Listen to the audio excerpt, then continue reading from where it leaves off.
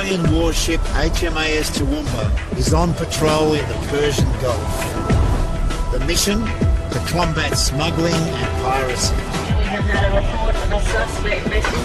Get his hands on his head. 5 AK-47s and 1 RPG. The crew have left behind families and loved ones for 6 tough months in some of the most troubled waters in the world. I believe the story. I think you are pirates who tried to attack a ship. It's life at the sharp end.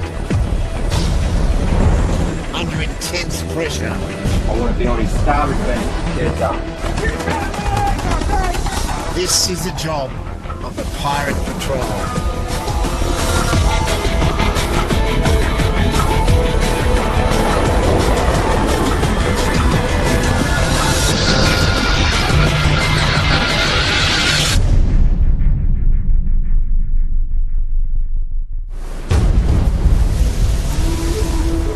HMAS Toowoomba is part of an international task force fighting the growing problem of piracy in the busy shipping channels of the Persian Gulf. It's a ruthless game of cat and mouse on the high seas. The pirates have a great business model that works for them. Seize ships, get ransom, make millions. Toowoomba's Pirate Patrol covers a massive area of ocean, roughly equivalent to a third of the US. There's an expectation that we'll contribute to promoting security of the sea lanes in and out of the Gulf, making sure that the ships carrying oil and trade are able to go out their business without being interfered with. Stop starboard. Stop starboard. Yeah, got it. Commander Ivan Ingham is the ship's captain. It's his job to make sure Australia's naval presence in the region is an effective one. This route that we're sitting on is a particularly notorious route. If ships do find themselves on this route, then there's a very good chance that we'll detect them. Just by being here, we provide a massive deterrent. The surge in piracy in recent years has led to the establishment of the International Recommended Transit Corridor, the IRTC, heavily patrolled by coalition warships. International shipping moves through this corridor at high speed, as this area is a pirate hotspot.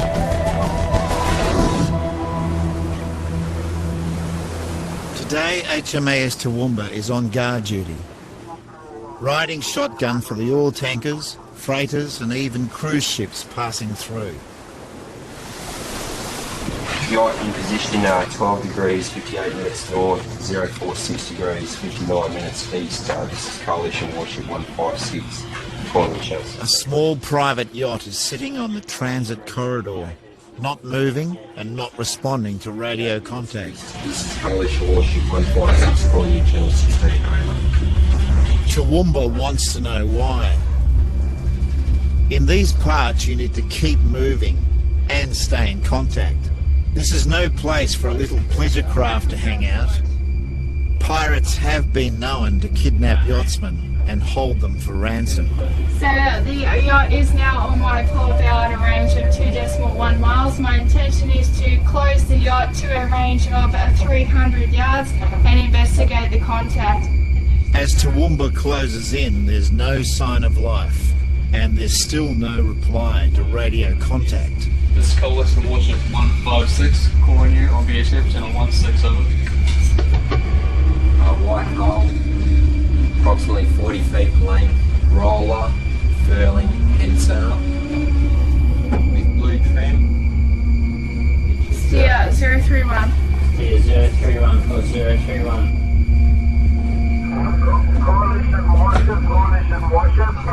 At last, somebody answers. This is Coalition Warship 156, roger, request to go channel 10, over.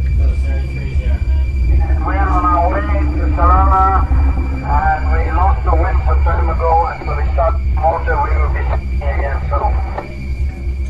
The yacht has been becalmed by a change in the weather and operating on a different radio channel. It's that easy to find yourself in a vulnerable position in pirate territory. When we're actually coming, the reason we're here is to make sure he's okay. That's the purpose of the visit. This is Coalition Warship 156. We are happy with your position.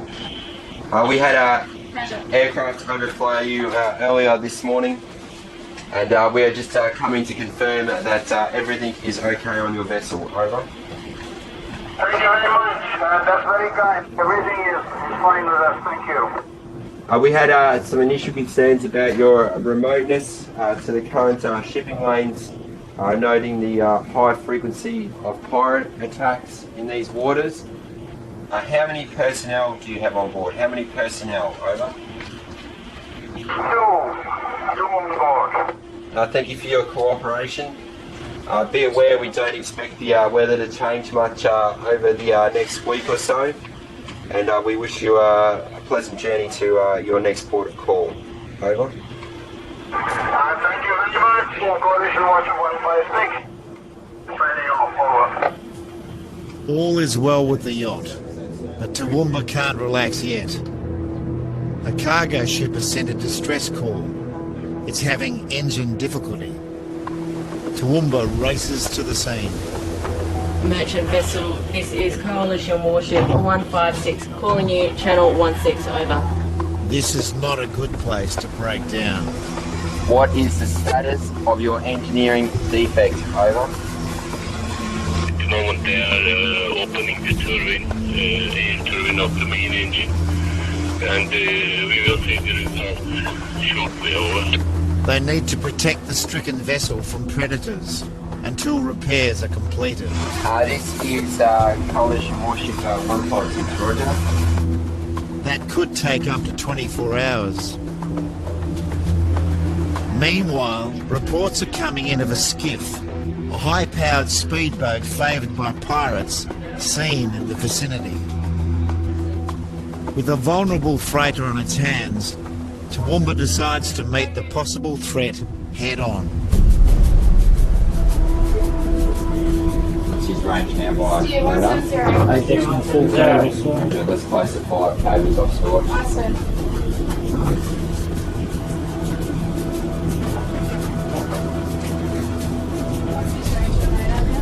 Range of radar 7.2 cable.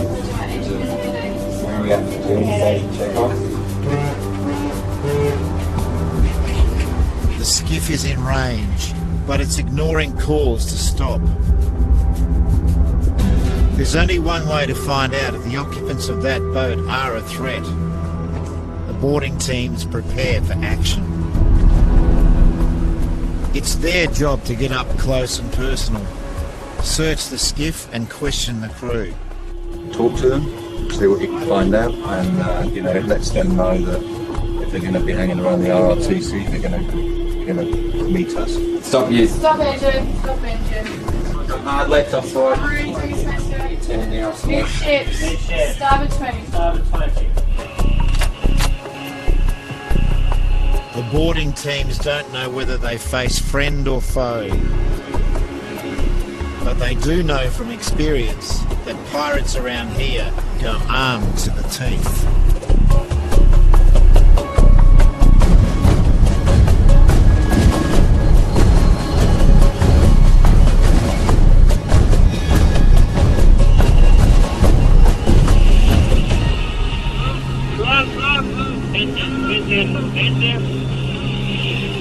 Pick it up.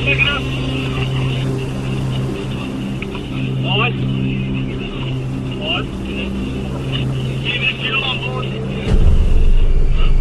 So many fuel drums on an open deck make this skiff a potential unexploded bomb.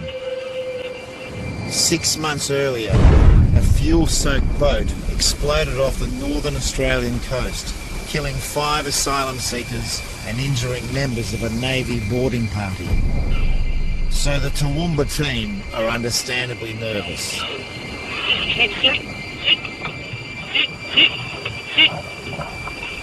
Sit down. Sit. Okay. Sit on your bum. The men in the suspect skiff don't appear to be hostile. Nothing up there.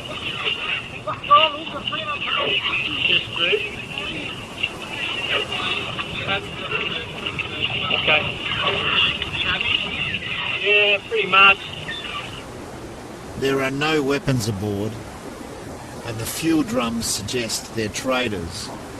16 fuel drums, 12 are empty. Yeah, then you can say that you assess that there may have been trafficking, but it's trading, isn't it? That's what these guys do. Yeah. They trade fuel. So, and we're not really interested in that. We just report it.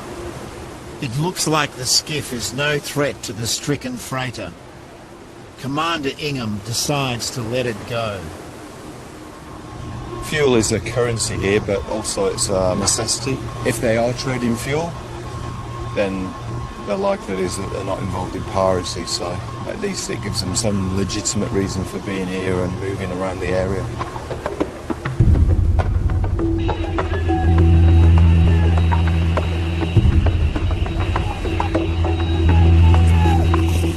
Now they need to hurry back to the crippled cargo ship. Toowoomba will stay on guard here until repairs are completed the next day.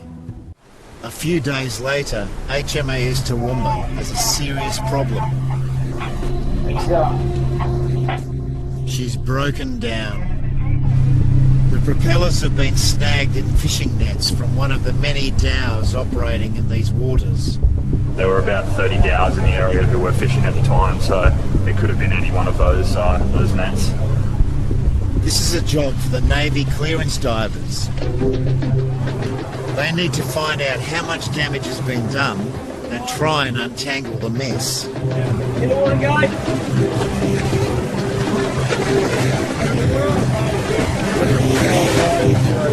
Very well.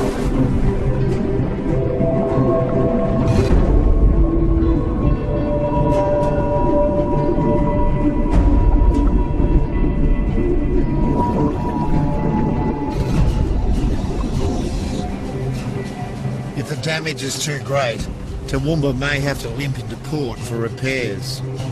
Today's results could affect our program for the next couple of days quite drastically. At the very least, it's not going anywhere soon, and Commander Ingham needs his ship back on an operational footing, quickly.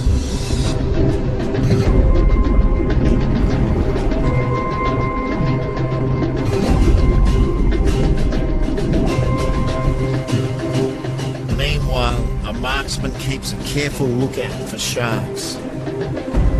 Any dangerous marine creatures within 100 yards or so, keep an eye out for.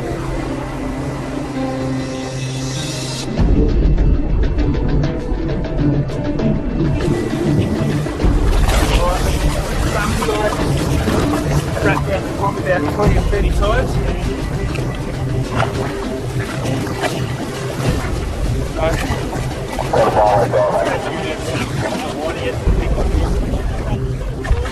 Progress is slow, but there are no shortcuts on a job like this.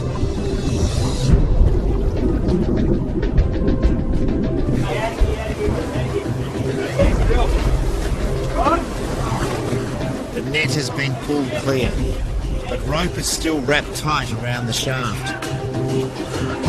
And the ocean swell is making the job difficult and dangerous for the divers. Big surge came through, boat moved up, and I didn't actually kick it. The boat actually surged down onto my foot, and that part was exposed, and just a couple of chops through my skin.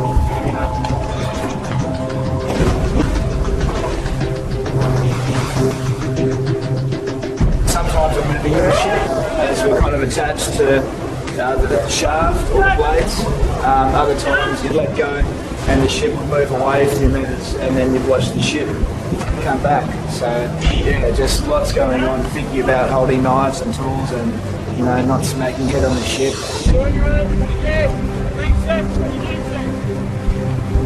The ship has now been out of action for several hours. Toowoomba is stuck, dead in the water. A $1 billion warship is crippled by a few dollars worth of fishing net and rope. The last time out of the port, something like 2 feet foot of board. You grab as many stokers and go find something. And the solution to the problem could lie in a 20-cent coat hanger. They're hoping this will unravel the tight tangle around the propeller shaft.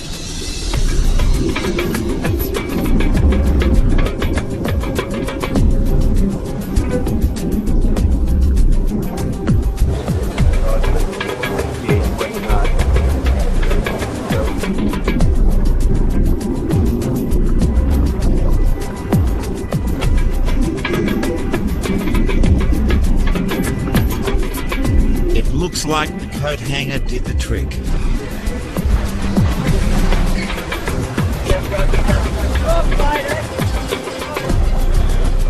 You got a really good look at it.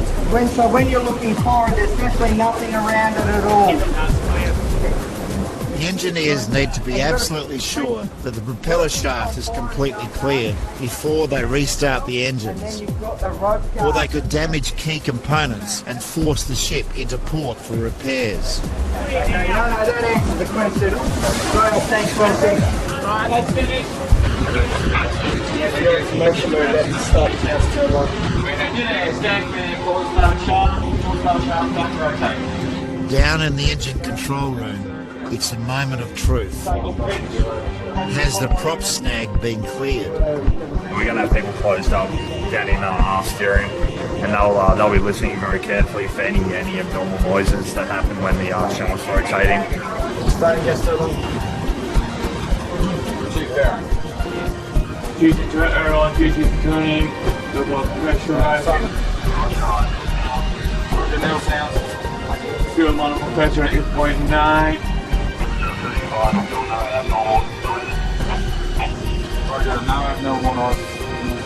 Success. Toowoomba is back on the move.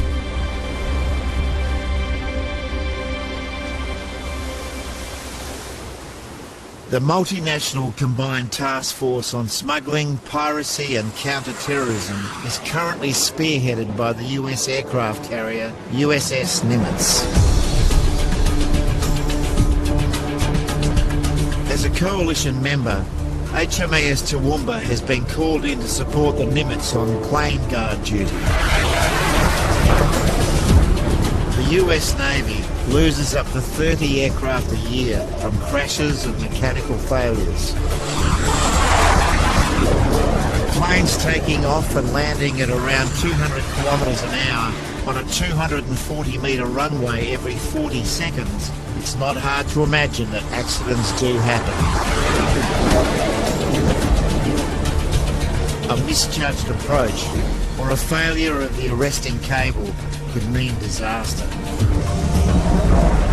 Essentially, we're going to go and support this aircraft carrier that's 100,000 tonnes. It's got 5,000 people, close to 100 aircraft. A ship as big as that, it's quite difficult for her to stop and manoeuvre to rescue our own aircraft. So we'll provide like a backup function. Particularly in rough seas or poor visibility, it's vital that an ejected pilot or crewman overboard is found and rescued quickly, or they could be lost forever. That job falls to more versatile and manoeuvrable vessels like Toowoomba. Come down to 85. Right, what's the course now by radar? My radar is 340. Engine at 85%. The speed is 9 knots by radar. 9 knots. Roger. Basically, you're waiting for something not to happen, essentially. We don't want it to happen, and after that, if something does happen, it gets treated like a man overboard for us, and it allows the aircraft carrier to continue on in its operation. It's pressure time for navigator Jonathan Beattie and his Bridge Watch team. They need to be fully alert and ready to move the Toowoomba into rescue position at a moment's notice. She's got another 60 degrees to go. They also need to go flat out just to keep up with the nuclear-powered carrier. We get left behind by the carrier a bit. She's a bit faster than us, and it's a little bit embarrassing sometimes, but you know, they're there, they very much want us to be included, and they ask for us, so So here we are.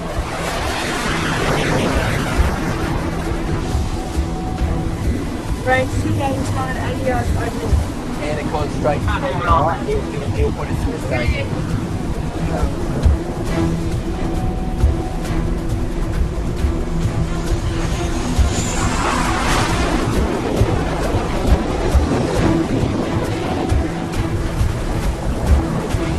Speed.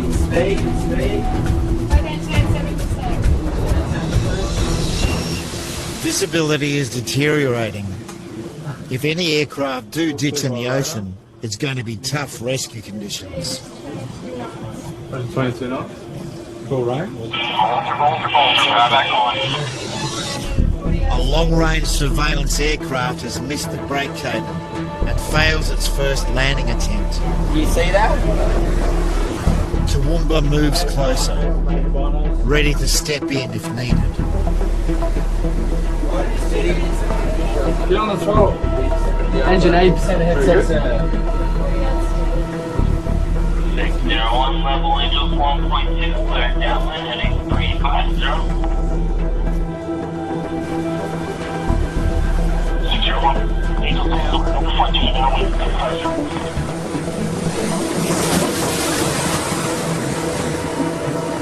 The surveillance plane's second landing is successful.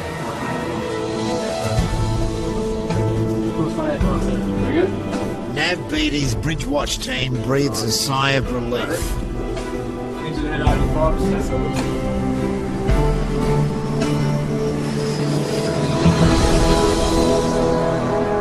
Job done. The two ships go their separate ways.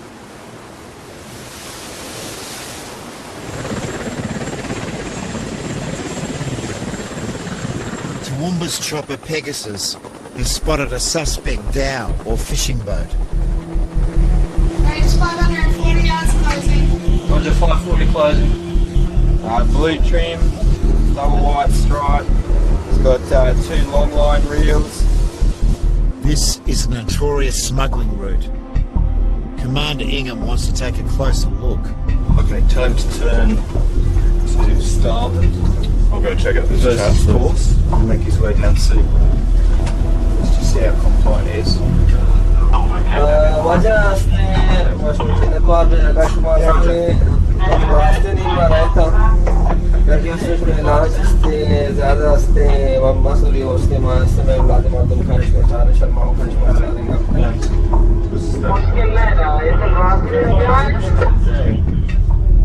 The captain of the dhow is acknowledging Toowoomba's request, but he's not actually doing anything about it. What is your Somali name? Geo Wada.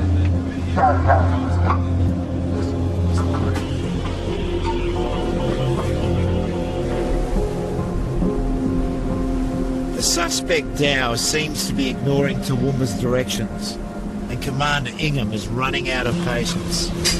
Time to comply quickly. He has a job to do, and he intends to do it. You tell him if he doesn't follow your instructions, I'll make an assessment that he's being uncompliant.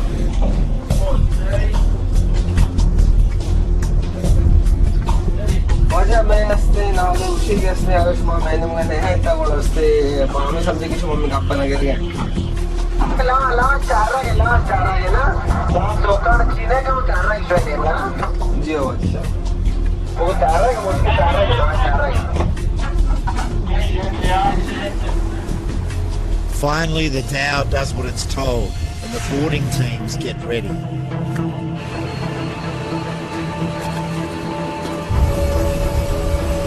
This is an opportunity for some of the crew to get frontline experience. Make sure your team stays safe at all times. Yes, sir. Nice and slow. Make sure the vessel's secure first. The primary purpose will be a flag verification visit, so I want you to check all the necessary paperwork. Yes, sir. Do a search, make sure the vessel's safe, secure, see if you see anything suspicious.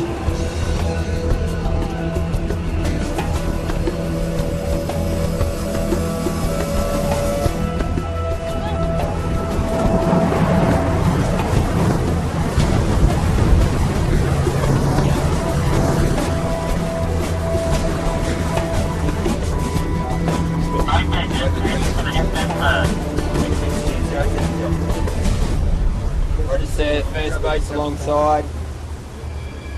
Not 5 minutes, 5 stops, sir. The rough sea conditions make boarding hazardous.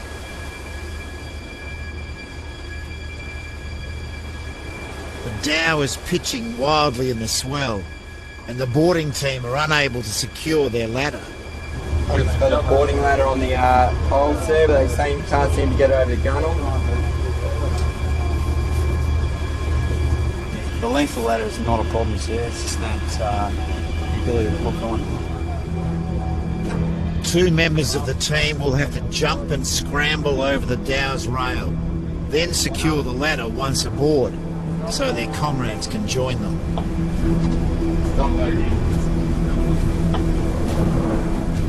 It'll require split-second timing and nerves of steel. They'll be weighed down by their body armour and equipment.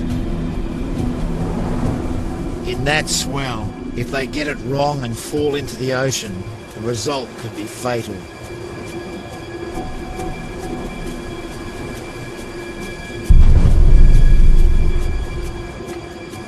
They've made it.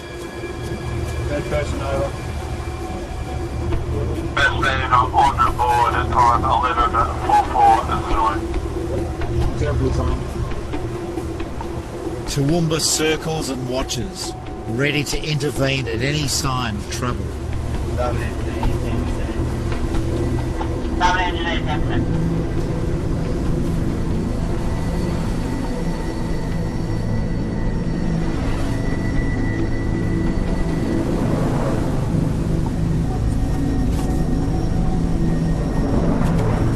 A search reveals nothing illegal,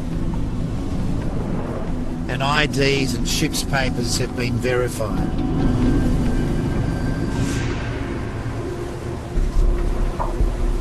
Cooperative or not,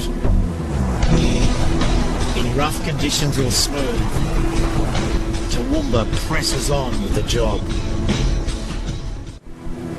Next stop is Mumbai in India. When do we stop using engines here? No, engines has to be there. After the wide open spaces of the Arabian Sea, the historic port of Mumbai is set to be a real challenge. Toowoomba has to pass through a lock system, which allows only a few metres clearance either side of the ship.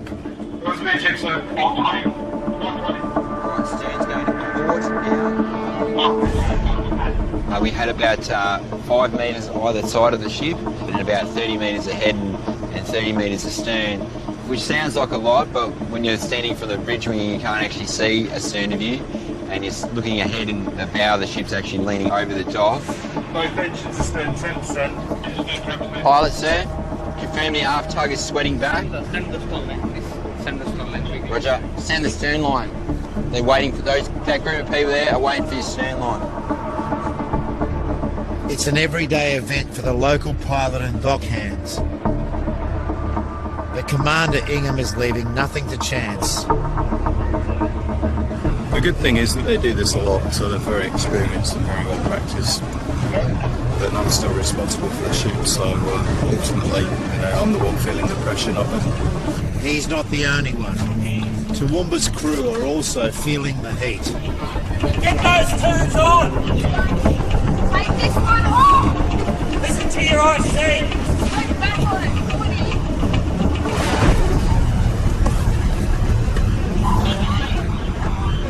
40. Safely docked. Now it's time for a well-earned break.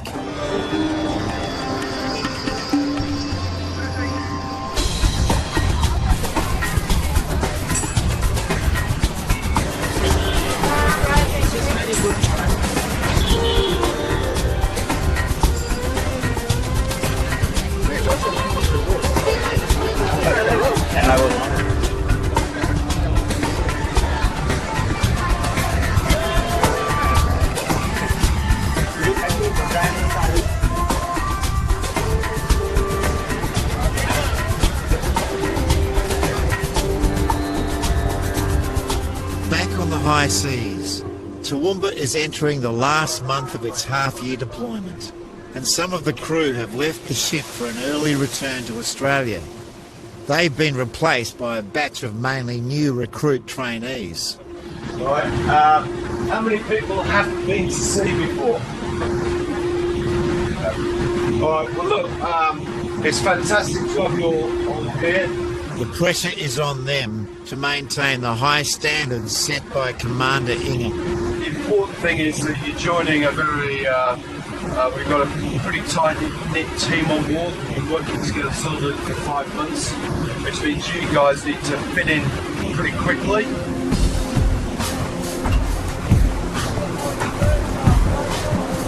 At this stage of the deployment, we need to keep all the sailors focused. We can't afford to have any form of complacency creeping in. There's a lot of work to do to get the ship back to Australia. Arguably, we're working harder now than we've worked the whole trip. Toowoomba's old hands step up to teach the ropes to the rookies. So he's saying here then? Oh yeah. Yeah, there's different signals, and we're meant on this side, and we're meant to have, they're called bats. They're just signalling. Most of them have spent the last 6 months training on land bases. Now they need to apply that to the real-life environment of 118 metres of warship in mid-ocean. When we actually first open it, there'll be one person down here, and then we'll have the impact probe. We'll just make sure that there's no gases coming out of it. Just 1, 2, 3, 4, 5. Get down, America! 10, 10, 9, 4, 5!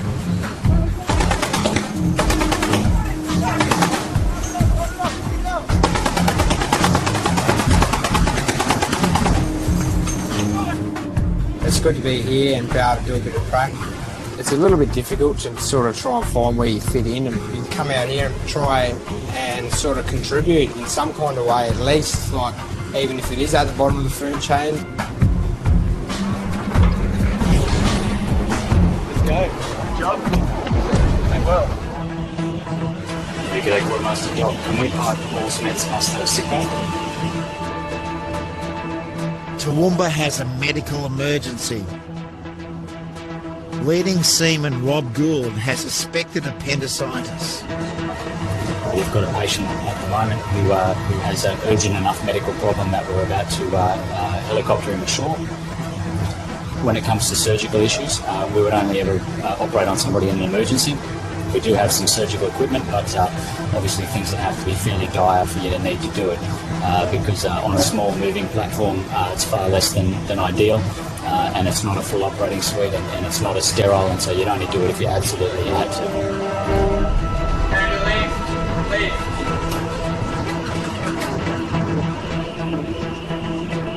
With limited surgical and X-ray facilities on board, he needs to be medevaced out to the nearest land-based hospital, about 50 kilometres away.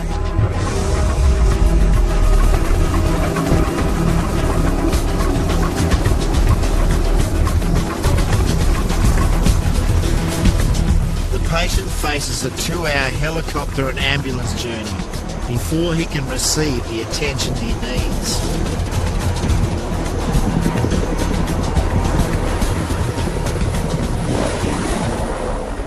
He's not the only one showing symptoms that might require attention. As the 6-month deployment enters its final stages, homesickness is spreading like wildfire. Some people count the days down from the day they leave. Other people start counting down the days from double digits, single digits. I think the atmosphere on the ship at the moment is it's near the end. For some, the end is so close but still too far away. Nerves are frayed and patience is wearing thin. A lot of people are, just getting frustrated with each other because we are so close to getting home. I know I've definitely been frustrated with a few people, and it's just little things now that seem to be, like just the tiniest thing that usually wouldn't bother anyone is just setting people off. It's boring. I don't even like cleaning my house, really. And it's really hot in here. I'm definitely over it. very hot in here. Really looking forward to going home, seeing the family and putting the feet up and not listening to pipes or alarms or anything like that, or sleeping in a mess with 15 blokes. Really just looking forward to sleeping in a bed with one other person.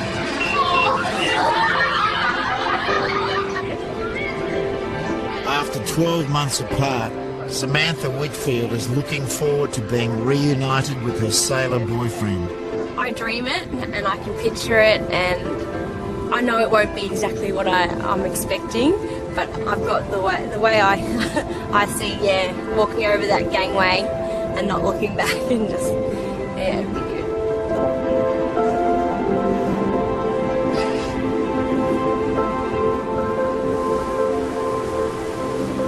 Understandably, people are starting to think towards going home. I need to be very mindful of the mood on board and people's workloads, and it's understandable that some of my guys are going to feel slightly distracted, but we just need to make sure we keep them as motivated and focused as we can. As they near the equator, the traditional crossing the line ceremony is a chance to let off some steam. In this ceremony, King Neptune sends out his ruthless henchmen, the bears, to bring forth those who dare enter his domain, and demands that they account for themselves or face his wrath. Who the hell, Two more to go. Crossing the line is as old as the Navy itself, really. It's the ritual that's observed when you cross the equator. The focus of the activity are the new guys, people who've never crossed the line before. Certain characters on the ship who may have caused displeasure, amusement, or brought themselves to attention for whatever reason, they may be called to give account of themselves.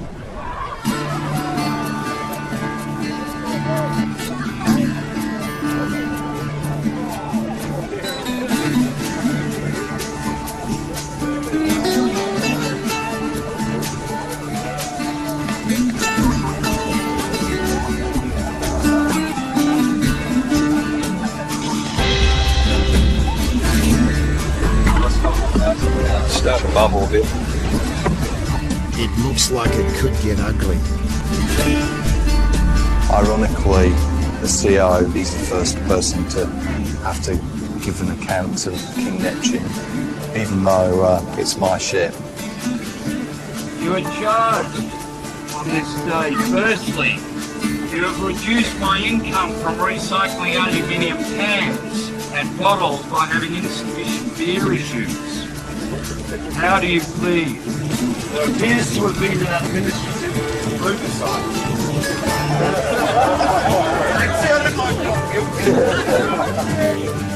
How do you find the commanding officer on the charges? Guilty! On the lookout!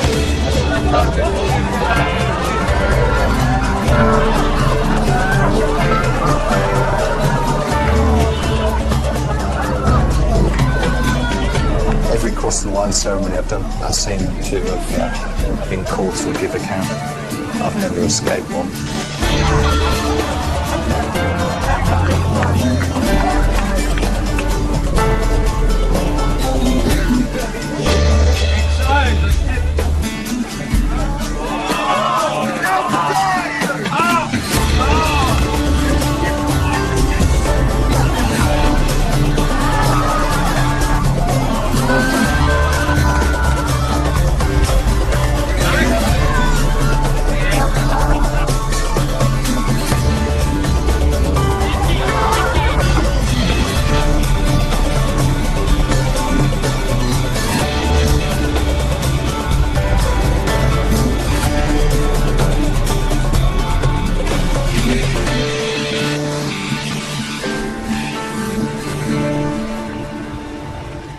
It's dawn, and a rude awakening for the crew of Toowoomba.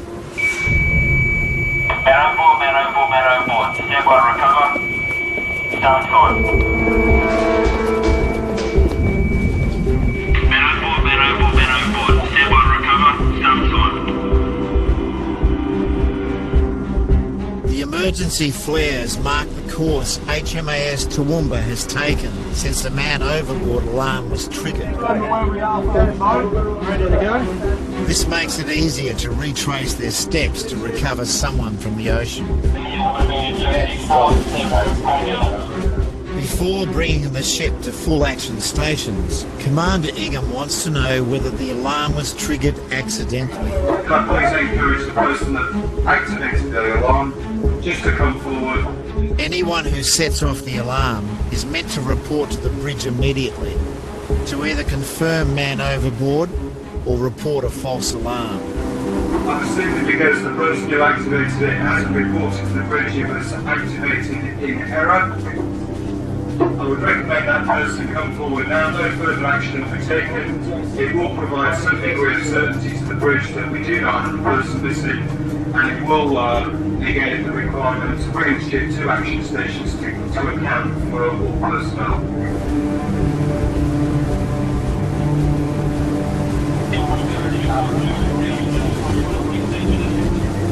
No one has come forward.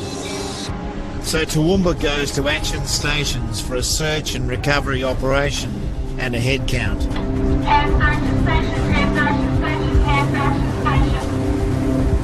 You hear their exo speeding? Every incident is to be treated as a real incident. Can't take it to close up and account for all personnel at action stations. It's not good. It's a race against time. The longer it takes to do the roll call, the longer somebody could be in the water waiting for help.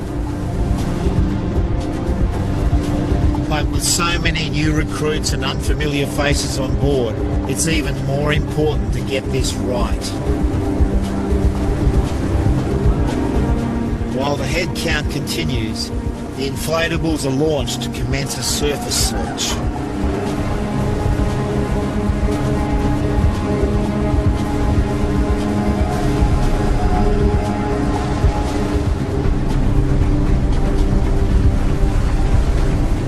Finally, the roll call has been completed. Everybody is accounted for. It's become apparent that the man overboard alarm was activated inadvertently from the flight deck. There is nobody in the drink, which is a good thing.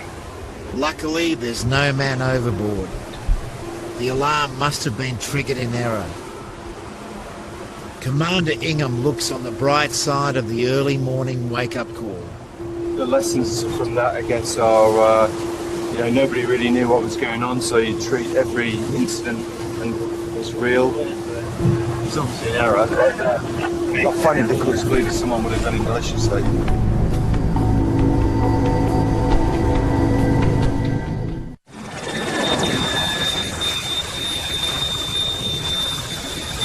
Major General Mark Kelly is the head of the Australian Defence Force's mission to the Gulf. HMAS Toowoomba stand at ease. Ladies and gentlemen, it's always great pleasure for me to come on board HMAS Toowoomba. Today, he and Commander Ingham will present medals and commendations to mark Toowoomba's tour of duty. Leading Seaman ET Adam Basket, I commend you for your unique contribution to recreational activities on board Toowoomba during the ship's deployment. Your inputs has had a very positive effect on the good morale and welfare of your shipmates, and your efforts are highly appreciated. Thank you, congratulations, and well done. I certainly send letters home to my mum and everything and say, guess what happened today? And I got CO's commendation or an award. Yeah, and then she asked me a whole buttload of questions over it, which I try and answer in the 15 minutes I have to talk to her, and yeah, no, it's good. Able Seaman ET Samantha Louise Whitfield, I commend you for your exemplary attitude and your extraordinary enthusiasm throughout Toowoomba's deployment to the Middle East. Unfailingly cheerful, your drive, energy and your highly positive approach have contributed much and served as a great example. I'm really happy, I'm really stoked. I can't wait to tell my family and friends, and Scott will be really jealous. Lieutenant Dean, I commend you for your outstanding professionalism, your meticulous application of skill, and your devotion to duty as the navigation officer of HMAS Toowoomba. Roger, try again 2 more times and then move on to the other 2. Your tireless efforts ensured that the ship was always in the right place at the right time. I wasn't expecting one, so I expected a lot more other people to be more deserving than me, so I was a bit lost for words. HMAS Toowoomba, turning right and forward. Dismissed! It's a reward for jobs well done and a turning point for the crew. Big smiles, 1, 2, 3. Next stop, home.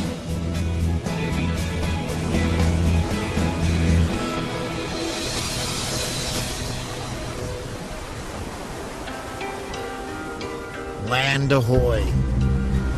After 6 months on pirate patrol, HMAS Toowoomba arrives back in Australia today. They've covered nearly 80,000 kilometres, the equivalent of twice around the world. That's a lot of souvenirs, if customs and quarantine let them through.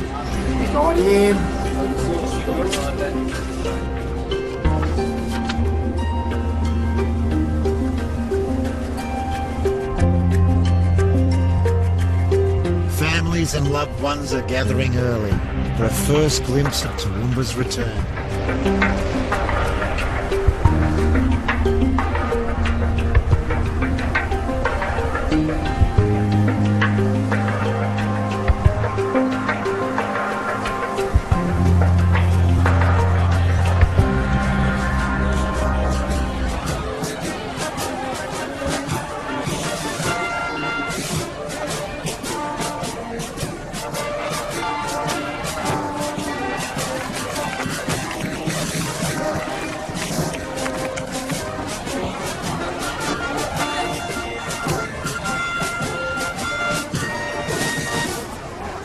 The last time Simon Howard saw his baby daughter, she was just a few days old.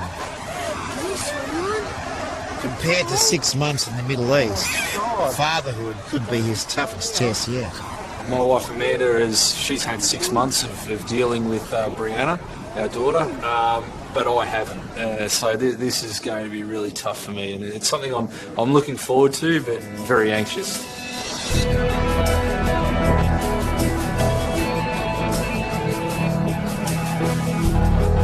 At last, Sam Whitfield is reunited with his sailor boyfriend, Scott. I love this job, but the Navy's not a forever thing because I want kids. Scott wants 3, but we'll see. I'll twist his finger and get 4.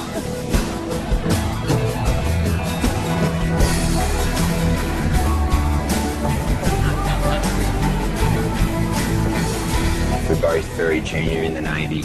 We're both in that place in the Navy where we do have to go away a lot, and you know, it won't be like this forever. And I guess that's what you also hold on to. The warrant officer that swore us in, she said, "You'll have bad days, but you'll never have a bad week." You know, I took those words to heart. I have had bad weeks, but I've never had a bad month. So let's go with that one. Stop, starboard. Commander Ivan Ingham only took charge of HMAS Toowoomba 9 months ago. It started out as a baptism of fire. I'll give you 30 seconds. I don't understand how you could fall asleep when you're driving the ship. Now it's mission accomplished.